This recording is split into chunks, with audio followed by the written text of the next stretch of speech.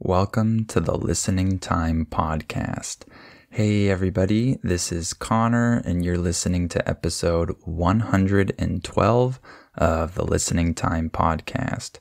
I hope everybody's doing great. I've been traveling a lot recently and I'm going to travel again today. To be honest, I think it's been a little too much traveling in a short period of time.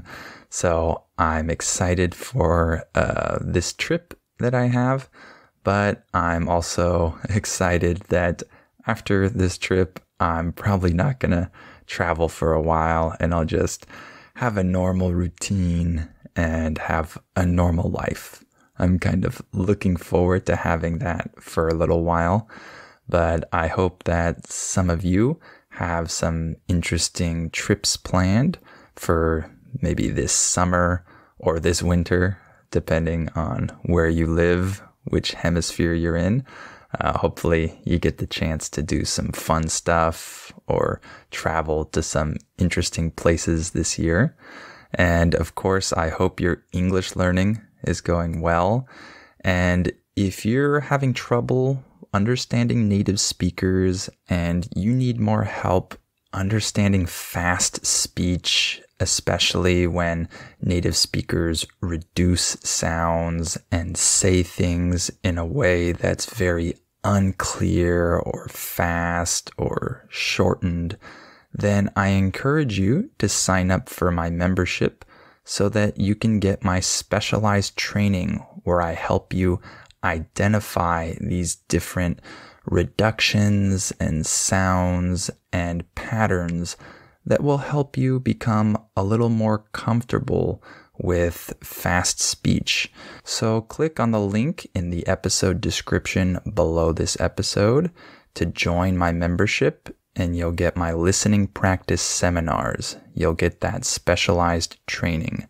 And of course, if you're a Spanish or a Portuguese speaker, you can get my ebook, my collection of 3 short stories, mystery stories, that I wrote in English and translated into Spanish and into Portuguese. So if you want to practice reading fiction in English, the links to those are also in the episode description. All right, today we're going to talk about old age, and I'll focus specifically on the US and what old age is like in the US and maybe what life is like for older people and things like that. So hopefully this will be an interesting topic for you. And remember that if you need the transcript, that's also in the description. You can go down there and click on that if you need it. And if you like this podcast, please share it with your friends and your family members who could find it useful, people who are learning English. And please give it a 5-star rating and write a review. All right, let's get started. Are your ears ready? You know what time it is. It's listening time. Okay, let's talk about old age. So first of all, let's talk about how old age is viewed in the US. I think there are a lot of mixed opinions when it comes to this. The phrase mixed opinions refers to opinions that might be contradictory. Maybe some are positive, some are negative. These are mixed opinions.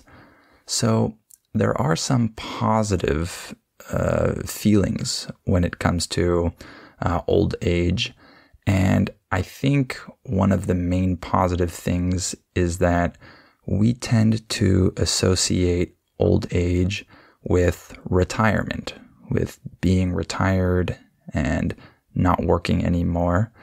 And in the US, retirement is seen positively. It's interesting because I was talking with my wife about this recently, and we were comparing the attitudes regarding retirement in the US and in Mexico. And it's interesting because in Mexico and probably in most countries around the world, retirement isn't necessarily seen as some amazing thing, right? People don't have this idea that they're going to have a fantastic life once they're retired, and they're going to do tons of fun activities and travel around the world and all that kind of stuff. However, oftentimes Americans kind of fantasize about retirement. We romanticize it a little bit. We tend to think that this will be a great time in our lives, and people often prepare very hard for many years for retirement.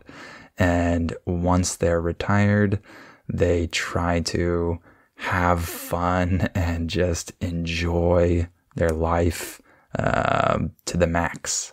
So many retired people like to travel to many places and take up new hobbies and find fun things to do. By the way, in English, we can use the phrasal verb take up when referring to starting a hobby. So, for example, if I say, I took up tennis, that just means that I started this hobby. So, older people, when they're retired, they often take up new hobbies and try to do a lot of fun activities.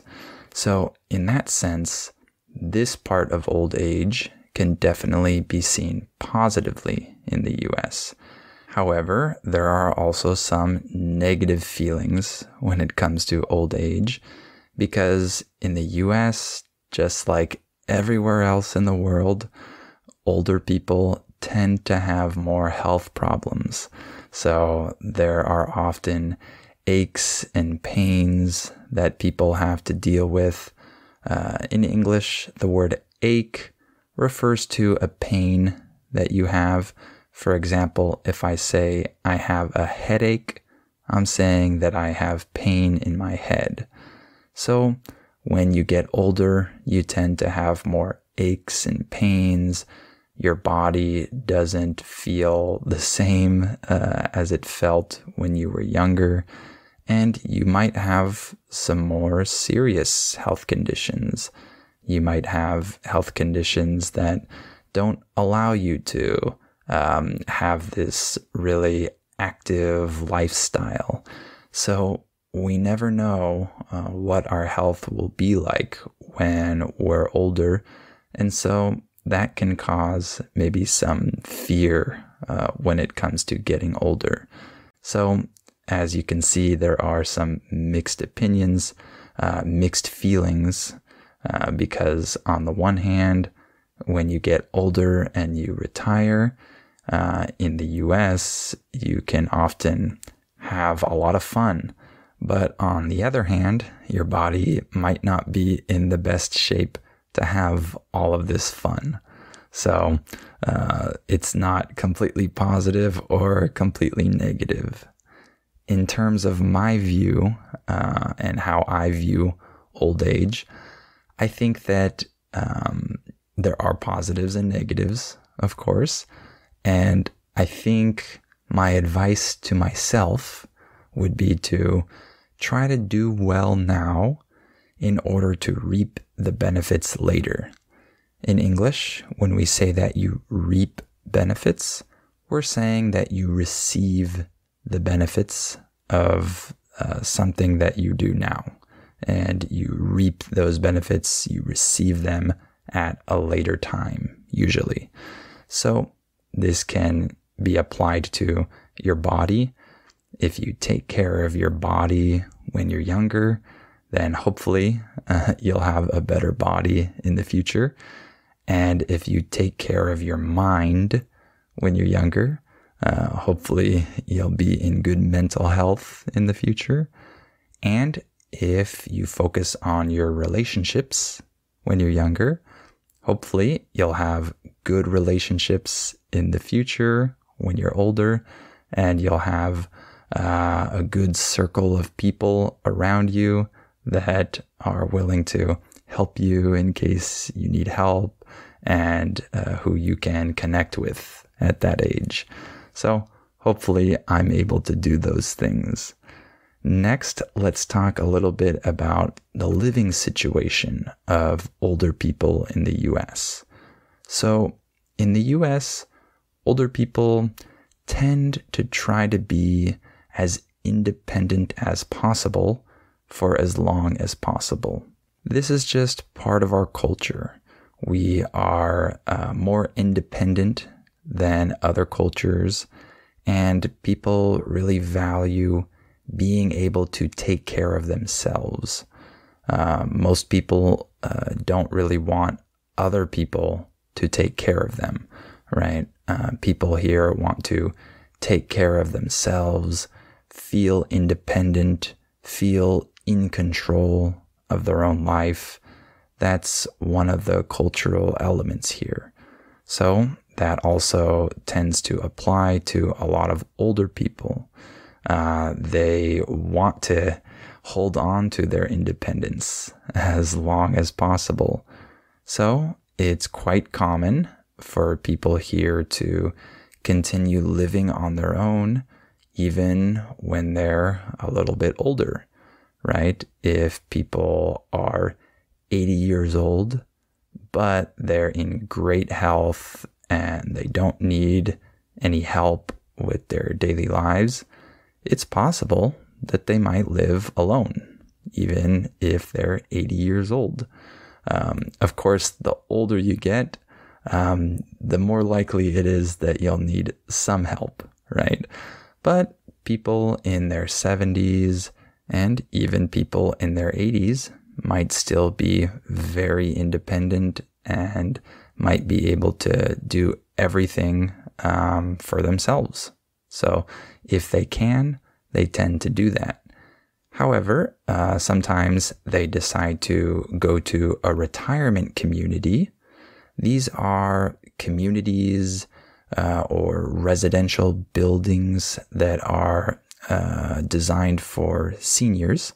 By the way, we can use the word senior to talk about an older person.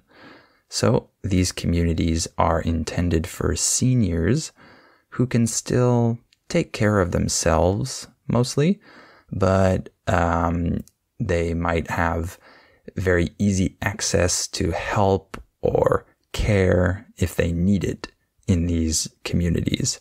So they live among other older people there, and they probably have a lot of activities and social events and things like that. And they have easy access to help if they need it, but they can still live independently for the most part. So we have those retirement communities, and a lot of people like those types of communities when they're older because it really provides a lot of socializing and things like that. And if people need a little bit more assistance, if they need a little more help with their daily tasks, their daily life, maybe their health, then they might live in an assisted living facility. This is a place where people who aren't completely independent might live, and they receive some help. They receive more help than in a retirement community, for example. So they'll probably have daily help with their tasks, health issues, things like that, but they can still be somewhat independent and try to do a lot of things on their own in this place. But if the person really can't take care of themselves and they really need someone else to take care of them and help them out, then they often go to live in a nursing home. And in a nursing home, you have all the help that you need. someone is always there to provide you with whatever assistance is necessary. That is kind of a long-term care facility, we might call it. So you receive everything that you need in order to live your daily life, and you have all the help that you might want. So that's for people that really can't take care of themselves anymore. So those are some different living situations that people might have once they reach an older age. So how about living with your kids or your grandkids when you're older? Well, this isn't that common in the US. It happens. Some people do this, but it's definitely not as common as it is in many other countries around the world. For example, in Mexico, this is really common. A lot of grandparents live with their children and their grandchildren, especially if one of the grandparents has passed away. For example, if the grandfather is no longer alive, it's very common for the grandmother to live with her children and her grandchildren.